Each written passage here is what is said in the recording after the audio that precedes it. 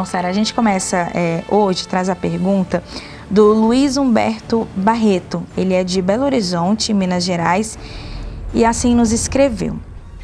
Ele começa citando uma passagem que está no Apocalipse de Jesus, no capítulo 21, versículo 14. A muralha da cidade tinha 12 fundamentos, e estavam sobre estes os 12 nomes dos 12 apóstolos do Cordeiro de Deus. Essas são as palavras do Apocalipse, no capítulo 21, versículo 14. E aí o Luiz Humberto então pergunta: mas Judas era um dos 12 apóstolos e traiu Jesus. Então ele questiona, ele ainda tinha direito de ser considerado um dos fundamentos? Olha que pergunta interessante do nosso irmão Luiz Humberto Barreto. Muito obrigada, irmão Luiz, porque o Apocalipse de Jesus, ele é essa riqueza espiritual e uma riqueza de símbolos, como nos explica o irmão Paiva sempre, para desafiar justamente a nossa criatividade, o nosso empenho em estudar e entender o livro das profecias finais. Por isso nós agradecemos a essa pergunta e já começamos, Isabela, falando aqui sobre essa visão tão abrangente e espiritualmente revolucionária da religião de Deus, do Cristo e do Espírito Santo, ao estudar os ensinamentos de Jesus em seu Santo Evangelho e no Apocalipse Redentor, sempre em espírito e verdade, à luz do novo mandamento do Cristo de Deus, a ordem suprema de Jesus que nos ensina: amai-vos uns aos outros como eu vos amei. Somente assim podereis ser reconhecidos como meus discípulos. Esse ensinamento do Cristo de Deus, que está constante em seu Santo Evangelho, segundo João, capítulo 13, versículos 34 e 35. E o que significa estudar dessa forma? Significa estudar entendendo que a vida espiritual é uma realidade, então tudo à nossa volta deve ser entendido a partir dessa ótica espiritual, e que o amor divino é aquilo que rege todos esses ensinamentos celestes que nos são revelados por meio do livro das profecias finais e de todos os ensinamentos sagrados que estão na Bíblia Sagrada, porque inclusive aprendemos aqui na religião do terceiro milênio que o Apocalipse permeia toda a Bíblia Sagrada. Por que estamos trazendo isso? Porque é um ponto fundamental para entender a respeito da atuação de Judas e dos discípulos de uma maneira geral naquele contexto histórico, social em que Jesus veio pela primeira vez visivelmente ao planeta Terra. E me lembrei também daquilo que diz Paulo Apóstolo em sua primeira epístola aos Coríntios, no capítulo 2, capítulo 2, versículo 14. E diz assim, o irmão Paiva sempre nos lembra: as coisas espirituais têm de ser discernidas espiritualmente.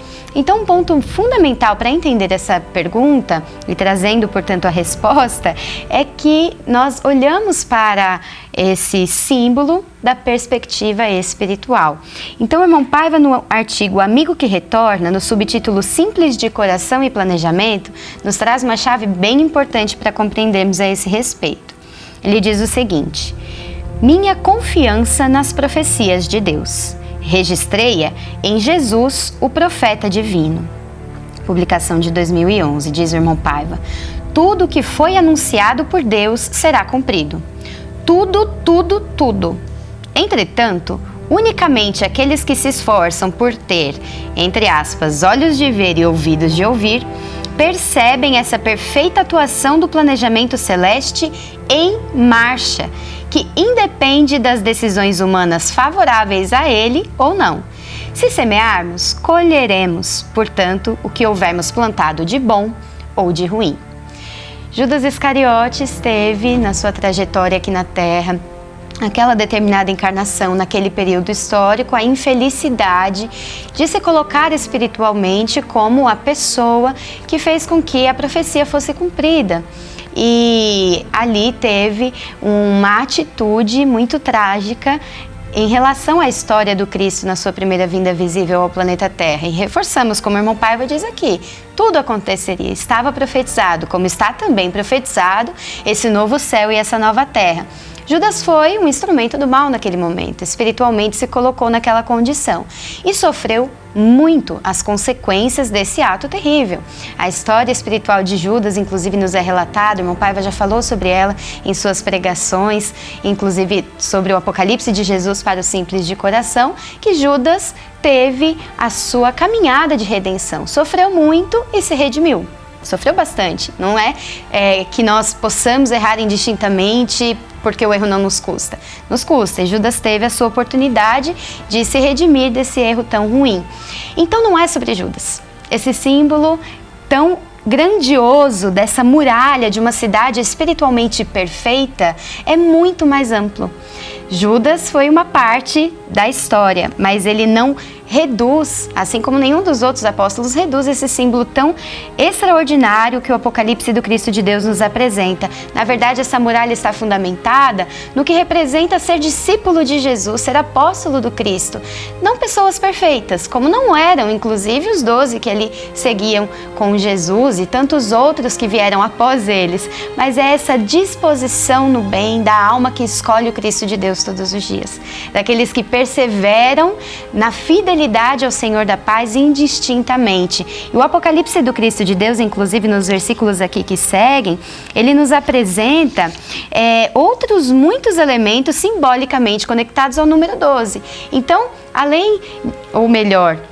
em vez de nos colocarmos nessa perspectiva de olhar para um relato estritamente pessoal ou restrito a uma condição histórica daquele momento, nós somos convidados a olhar para essa mística do Apocalipse de Jesus como algo muito superior, muito além. Temos outros elementos relacionados ao número 12 e não apenas nessa passagem tão extraordinária como em outros momentos do Apocalipse do Cristo de Deus. E todos os elementos que nos são apresentados nesse capítulo 21, que inclusive estamos estudando em profundidade na religião de Deus, do Cristo e do Espírito Santo, eles vão nos abrindo sentido para a perfeição daquela cidade. O quanto ela é perfeita espiritualmente e não a partir do ponto de vista material. Nós nem conhecemos a perfeição ali representada ainda. Estamos trabalhando para merecer fazer parte dessa história tão extraordinária que vem sendo escrita pela fidelidade dos que escolhem Jesus todos os dias. Então, o irmão Paiva, inclusive, nos fala, no artigo Fim dos Tempos e os Perseverantes em Jesus, algo que nós devemos fazer para nos colocarmos na condição desses seguidores de Jesus, que escolhem servir o Divino Mestre e aplicar essa perspectiva de espiritualidade ecumênica em todos os momentos da vida. No subtítulo Seremos pesados, medidos e julgados, o irmão Paiva vai nos trazer um importante esclarecimento para entendermos inclusive o que aconteceu com Judas e com todos aqueles que pela história da humanidade vão tendo os resultados para as suas ações, independentemente daquilo que seja dito ou não a respeito dessas pessoas. E o irmão Paiva diz o seguinte: Jesus não afirmou que a cada um será dado de acordo com as suas próprias obras? Evangelho segundo Mateus, capítulo 16, versículo 27. Diz então o irmão Paiva: do contrário, alguém pode pensar que existam privilegiados, enquanto que no tribunal celeste, a medida do julgamento e a aplicação das leis de amor se fundamentam no que tivermos praticado. Nós é que nos tornamos privilegiados pelas nossas ações, dignas diante de Deus, da justiça divina e do que é correto na comunidade, na sociedade, enfim, na vida particular ou coletiva. O outro lado da moeda é aplaudir a loucura que se espalha por toda a terra. É isto, meu irmão, minha irmã. Obras, segue o irmão Paiva mais à frente.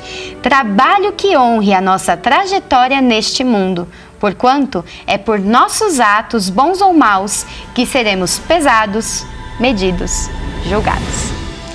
Com essas palavras, então, nós reforçamos aqui mais uma vez que a lei do Apocalipse é a lei das obras. Então, cuidarmos muito para que as nossas obras sejam condizentes com essa perseverança em Jesus e assim merecermos integrar também, conceitualmente, a muralha dessa cidade, com seus 12 fundamentos, isto é, a muralha que se fundamenta naqueles que seguem Jesus, que fazem a sua mensagem espiritualmente redentora se propagar para todos os cantos da terra, em todos os campos da vida humana, em todos os momentos da nossa existência. E assim nós superarmos os nossos erros, as nossas limitações, tendo como norte o cavaleiro do cavalo branco, que saiu vencendo para vencer e nos dá a oportunidade todos os dias de acertarmos, de refazermos a nossa história espiritual, aproveitando essa chance de redenção espiritual. Sim, a gente agradece demais.